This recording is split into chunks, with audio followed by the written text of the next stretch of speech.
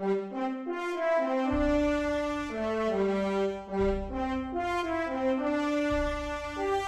are 6 billion faces on Earth, some full of hope and dreams, others empty with despair, constrained by barriers that keep them from healthy and productive lives.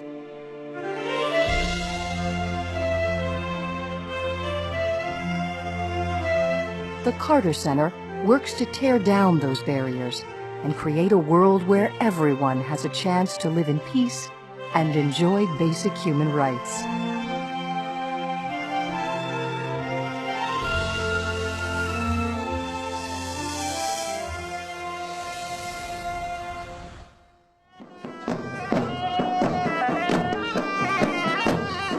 We look on human rights as a broad umbrella under which we not only have freedom of speech and freedom of assembly, freedom of religion and that sort of thing, but also the right of people to have a decent home in which to live, to have food to eat, to have a personal freedom to choose their own leaders, and also to be free from unnecessary disease and hunger. Well, I think the main thing the Carter Center does is bring hope to people. It doesn't matter where we go. The Carter Center has worked in over 70 countries to advance peace and fight devastating diseases. The center's staff of over 150 people work in many of the poorest regions of the world. After leaving the White House, the Carters had a strong desire to continue to make a difference in the world. And in partnership with Emory University in 1982, they founded the Carter Center. The Carter Center was created as a place where people could resolve conflicts, like at Camp David. Over the years, the center has helped improve relations among nations and has opened the doors to peace. But it quickly grew to understand that peace is more than the absence of war. It is the building of strong democracies founded on human rights and justice for all. These are the seeds of permanent peace. Well, I think the main thing we've done is to promote the concept of freedom and democracy in countries that had never known what an election was. And this has been a transforming experience for many people.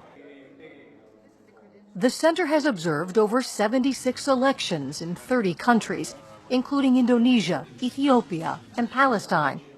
As a result, leaders are held accountable to the people in countries that have never had free and fair elections.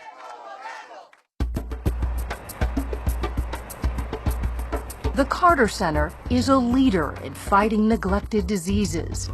Diseases like guinea worm, river blindness, trachoma, and lymphatic filariasis. These are gone from the developed world, but they still afflict some of the poorest people on Earth. The promising thing is that these diseases are all preventable because we've proven that in the rich world. If the folks are just given a chance to know what they can do to improve their own lives, then they can transform their own lives into an opportunity for hope and self-respect and anticipation of a better future. The eradication of guinea worm has been one of the major challenges of the Carter Center because this is such a horrible disease and is in such remote villages that no one else ever wanted to tackle it. And we're just on the verge of complete eradication of this disease from the face of the earth. And this will be the second disease in history ever completely eradicated. The transformation of a village population after 1 year of effort on their part, guided by us, is one of the most gratifying experiences of my life.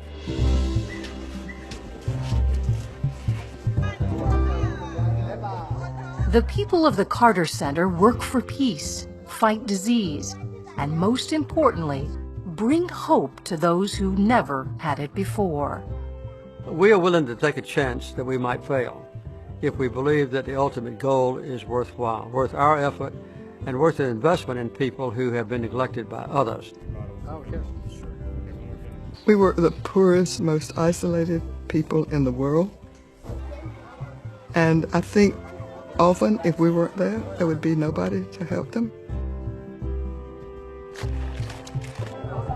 These people who have been suffering in the past, when we work among them or with them, we find that they're just as intelligent, just as ambitious, just as hardworking, and their family values are just as good as mine.